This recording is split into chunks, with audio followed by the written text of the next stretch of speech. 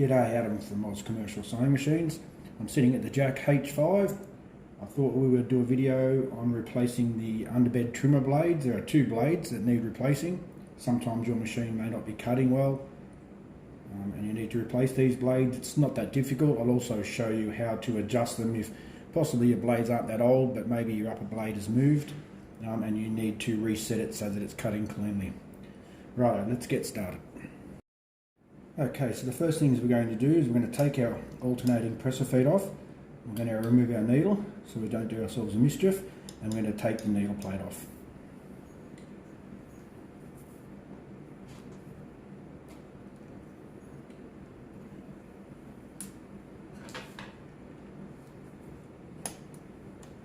You can see I've also got the presser foot lifted here, so it gives us a little bit of space underneath.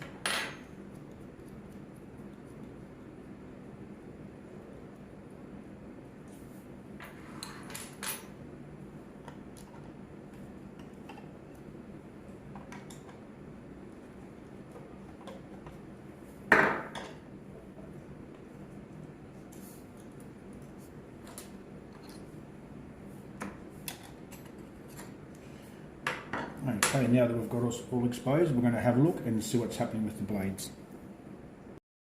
Okay, so we've tilted our machine back.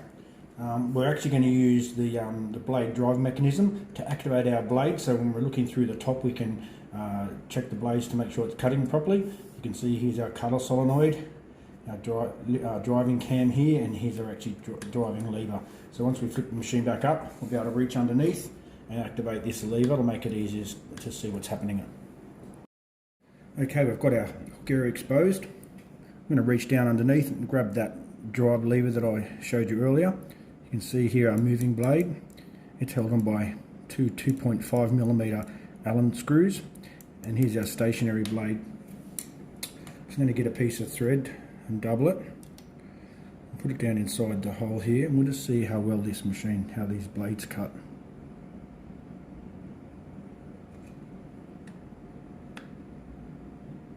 Okay, they're not really cutting at all. So what we're going to do now is we're going to remove this fella with the two screws here. These screws will be quite tight.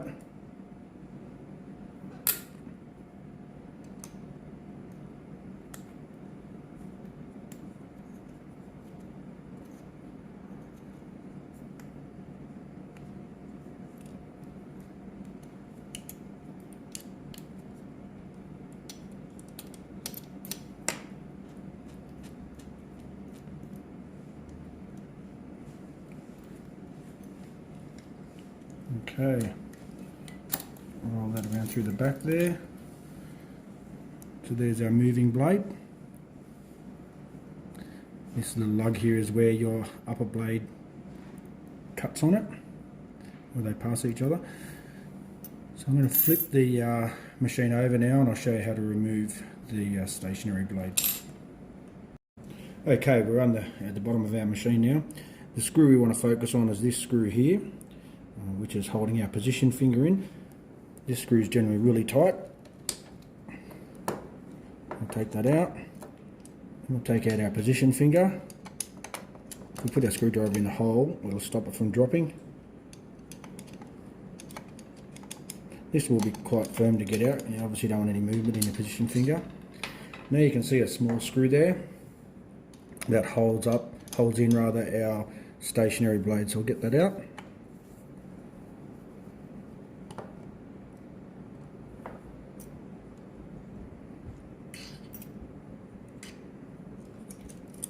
Okay, and there's our stationary blade. Okay, so what we're going to do is we're going to put our new parts in. We'll put the position finger in. I'll show you a couple of pointers when we put the position finger in, and then we'll adjust our top blade, our stationary blade. Okay, so we've fitted our stationary blade. I've also put the position finger in. Now when you set the position finger, firstly the point of the position finger is to hold the inner basket. So you've got to make sure that the lug on the position finger goes into the gap here, so you've got your inner basket held. You've also got a little bit of movement in the slot of the position finger. I like to set it so when your needle comes down, you can see these two indentations here. You want the needle so that it's in the center of them. You can actually move this in a basket backwards and forwards by moving your position finger. Once you're happy with that, we'll lock that up. We're going to take our needle back out and we're going to fit our moving blade and adjust our stationary blade. Okay, so you can see I've fitted our moving blade. These two screws are countersunk, so they do relocate the blade on their own. Make sure they're very tight, because these do a lot of cycles. You can imagine they come loose easily. Now what we're going to do now is we're going to adjust this blade. So you can see this blade has a screw that goes down. There's a small screw in the center which applies pressure to the blade, which can flex it downwards, or you can relieve it back up again. So what we want to do is you want to wind that down. We've actually got a locking nut that we've already loosened. You can see on the outside here.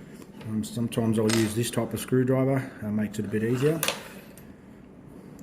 we're going to do is we're going to wind this down till we feel it get a bit of tension. That's it there. That's touching the blade now. You can see here there's a ramp. That's to lead into the blade. We obviously don't want it touching or coming anywhere near this tip, otherwise you'll just damage your stationary blade straight away and you'll have to replace it again. So we really want the blade to be not starting to come in contact with the moving blade till we get past this ramp, so around here. So we can actually wind it around. You can actually see when it starts to touch there. You can actually feel it with your hands, and also you can see a little bit of deflection in the blade, and you can also feel the friction now as you're moving this blade. You can actually feel it getting a bit firmer, and you're starting to get that's a little bit too firm. A little bit of trial and error. You don't want them rubbing too hard because you will wear your blades out prematurely, but you want to make sure that it cuts cleanly with all different types of thread. I'm going to back it off a little bit more. Okay, that feels really good. So what we're going to do now, we're going to get a piece of thread and we're going to put it down and see how we're going. So again, I've got a piece of thread here that's twisted. This is about a 20 size thread. Okay, well again, we'll put it down through our hole. Let's try and do it from this side. Lead it into our moving blade.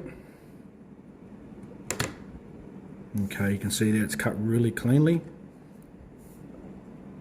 I'll try one piece, if I can get it down there. Okay, that's cutting really well.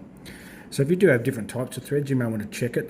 Some are bonded, some aren't spun as tightly, and may separate, so you can actually try a few different threads just to make sure you're happy with how it's set.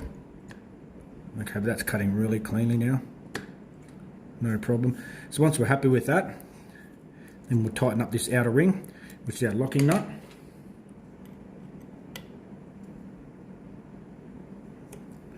Check it one more time.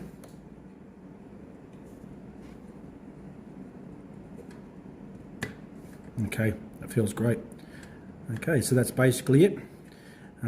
So I think the key points here. Now, also, if you're you think your blades are fairly new and you've just put you put some thread in there and it's not cutting, you may find that you just have to adjust this. So you just want to feel that little bit of pressure. You can just start to feel the blade rubbing around there, and then you want that little bit of a click at the end, which you're getting that really positive, so that your two blades are pinching together cleanly. So you may need to just loosen off your locking nut and wind your screw down a tad. Bit of trial and error backwards and forwards. You're happy with it, lock it up, and you'll probably find that'll fix your problem. But if your blades have been in for a while, they're not that expensive. Or I always recommend to replace both. Of course, the other thing is to always, if you're replacing blades, try and use genuine products, genuine jack blade or whatever brand is applicable to your machine. Then you will get the best quality and a blade that's specifically designed for your machine. So what we're going to do now, guys, we're going to double check all our screws, make sure they're tight. We're going to pop our needle plate back on. We're going to put our feet, our alternating presser feet back on. This principle also works for a flatbed machine. If it's a plain foot machine, some machines do. The blade drive is a bit different. This one, of course, is specific to the jack. All machines are different, so just take note of that. And hopefully this will get you out of trouble and get you back sewing. Cheers, guys.